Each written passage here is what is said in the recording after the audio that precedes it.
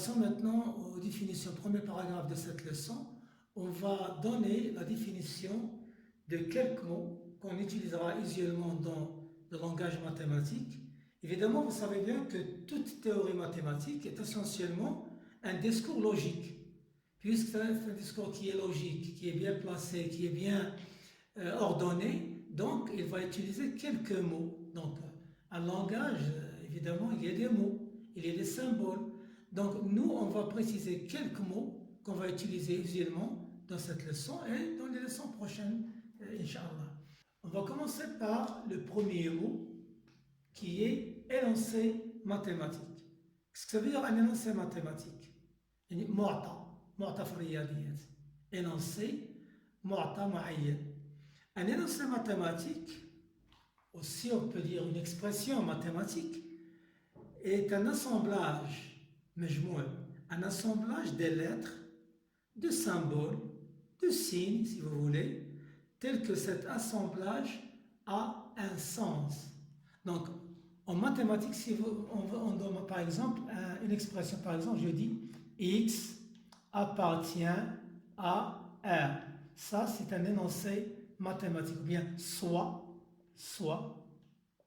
X, un nombre réel. Donc, il y a un sens dans ce que je viens d'écrire. Si je dirais par exemple la chose suivante, que X appartient à l'intervalle, par exemple, moins 1,5, 1. Ça, c'est un énoncé mathématique ou bien une expression mathématique. Parce que ce que je viens d'écrire, c'est un assemblage de lettres X, de signes. Vous avez les signes crochets appartenant, des chiffres. Donc, mais je comprends de cet énoncé que X est un réel ou bien un nombre qui est compris entre moins 1,5 et 1. Donc, c'est un énoncé mathématique ou bien une expression mathématique. Si j'écris par exemple ABC, ABC est un triangle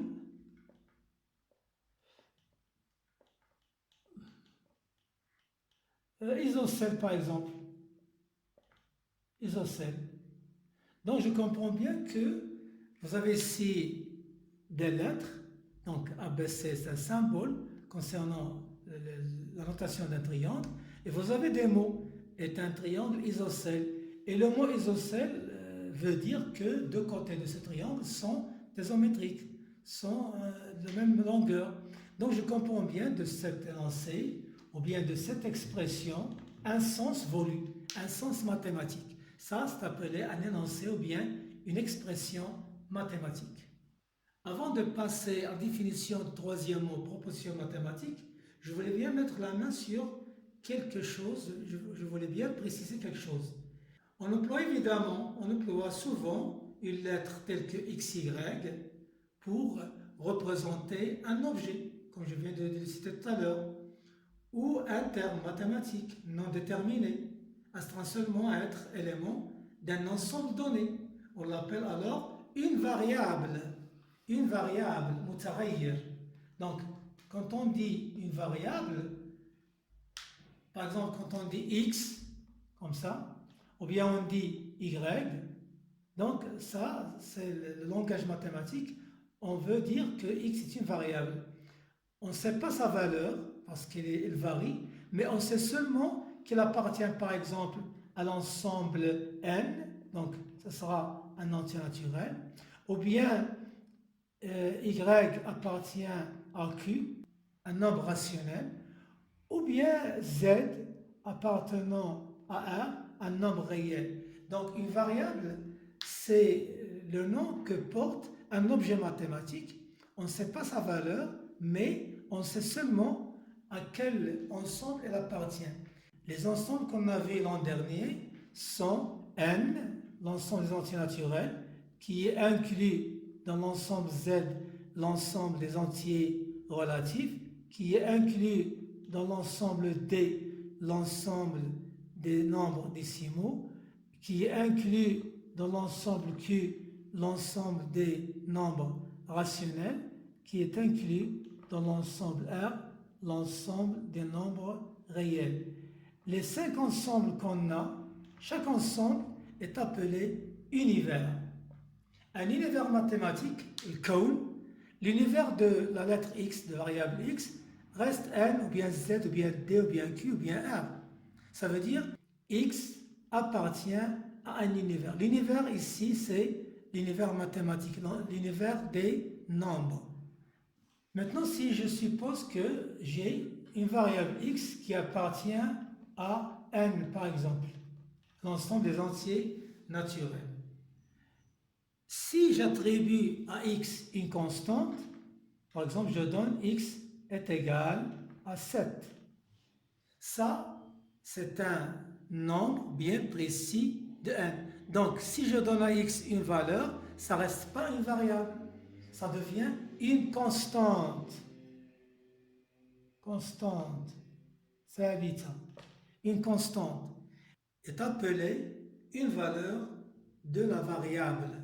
Est appelée une valeur de la variable.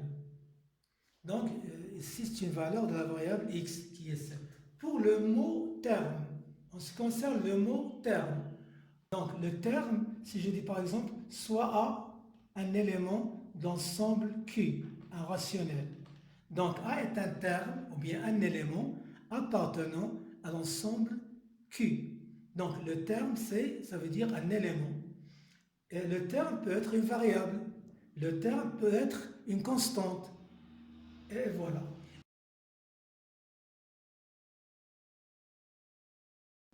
Il nous reste maintenant la définition d'une proposition. Qu'est-ce que ça veut dire une proposition? En arabe, on dit ibara, riyadiyatiya, ou bien riyadiya, ibara. L'expression ta'bir, énoncé mu'ta, univers kawn, variable mutaghayyir, terme unsur. Qu'est-ce que ça veut dire une proposition? Une proposition, je voulais bien que vous me suivez attentivement, toute expression mathématique à laquelle on peut attribuer son ambiguïté, la valeur vraie ou bien la valeur fausse est appelée proposition. Par exemple, 1 plus 8 est égal à 9. Ça, c'est un énoncé ou bien une expression mathématique. Le contenu de cette expression, c'est que 1 plus 8 est égal à 9. On peut sans ambiguïté dire que le sens qu'on peut attribuer à cet énoncé, c'est qu'il est vrai. Donc, c'est une proposition. Par exemple, j'écris racine de 2 n'appartient pas à Q. Ça, c'est une expression mathématique ou bien un énoncé mathématique. Évidemment, pourquoi? Parce que c'est un assemblage de signes, de chiffres, de mots, etc. Le sens qu'on peut attribuer à cette expression qu'il est vrai. Donc, c'est une proposition vraie. Proposition qui est vraie. Un autre exemple, disons l'expression 14 est un nombre qui est premier. Le sens qu'on peut attribuer à cette expression, c'est qu'elle est fausse. Donc, c'est une proposition fausse, parce que 14 n'est pas un nombre premier. On sait bien qu'un nombre premier admet deux diviseurs exacts, un et lui-même. Mais les diviseurs de 14 sont plusieurs. Vous avez le 1, vous avez le 2, vous avez le 7, vous avez le 14.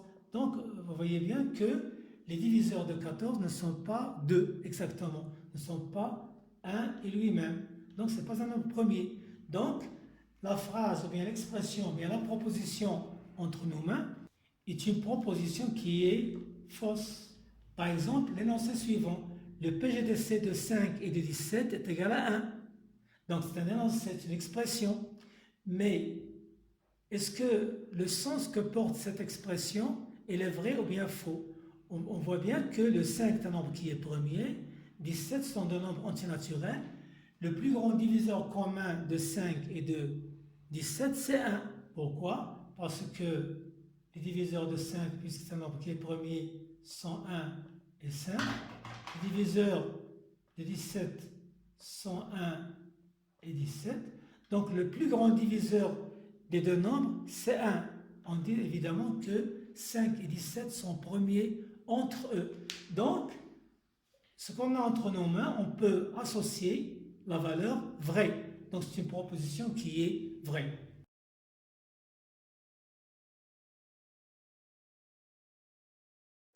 Si je vous donne l'expression suivante, x appartenant à n, x moins 2 est égal à 5. Ça, c'est une expression. Pourquoi? C'est un énoncé. Parce qu'elle contient des chiffres, des nombres, des symboles, égalité appartenant à un univers qui est n. Mais est-ce qu'on peut associer, sans ambiguïté, la valeur, un sens à cette phrase? Est-ce qu'on peut dire qu'elle est fausse ou bien qu'elle est vraie? Si vous réfléchissez, vous obtenez la réponse suivante. On ne peut pas donner une valeur, un sens à cette phrase, ou bien à cet énoncé, ou bien à cette expression. Pourquoi? Parce qu'on a une variable qui appartient à n, et on a une égalité. Cette égalité, elle est vraie pour x est égal à quoi? X est égal à, évidemment, à 7 dans n. 7 moins 2, c'est 5. Mais, donc elle est vraie pour celle-ci. Alors vrai. Mais si vous donnez x, par exemple, la valeur 1, vous donnez 1 moins 2, ça donne moins 1, c'est pas moins 5. On aura un élément qui appartient à z. Ou bien si vous prenez x est égal à 10, 10 moins 2, c'est 8, c'est pas 5, donc elle est fausse. On ne peut pas attribuer une valeur vraie ou bien fausse à cet énoncé. Donc, ce n'est pas une proposition. Je souligne bien, ce n'est pas une proposition. C'est quoi ça? C'est une proposition fonctionnelle. Bon, évidemment, l'origine de ce mot, c'est la fonction. Une fonction où il y a une variable. On a vu l'an dernier les fonctions numériques, généralisées sur fonctions numériques. On a étudié les paraboles, les hyperboles. Pourquoi ils ont appelé ça proposition fonctionnelle? Donc, c'est un énoncé, c'est une expression, mais on ne peut pas attribuer une valeur vraie ou bien fausse à cet énoncé. Donc, quand est-ce qu'on peut dire qu'elle est vraie ou bien fausse? Quand on donne à x une valeur. Donc, pour x est égal à 7, c'est une proposition vraie. Quand on donne à la variable x la constante 10 ou bien 11 ou bien 2 ou bien n'importe quelle autre constante, on aura une proposition qui est fausse. Donc cette proposition peut être vraie ou bien fausse, ça veut dire qu'elle est relative à la valeur de x, c'est appelé une fonction, une proposition fonctionnelle. À ce point-là, on vient de donner quelques explications d'une façon un peu résumée, ce qu'on a dénoncé, l'expression, l'univers, la variable, le terme, et enfin, on a parlé sur les propositions mathématiques, je souligne aussi les propositions fonctionnelles. Je vous remercie de votre attention.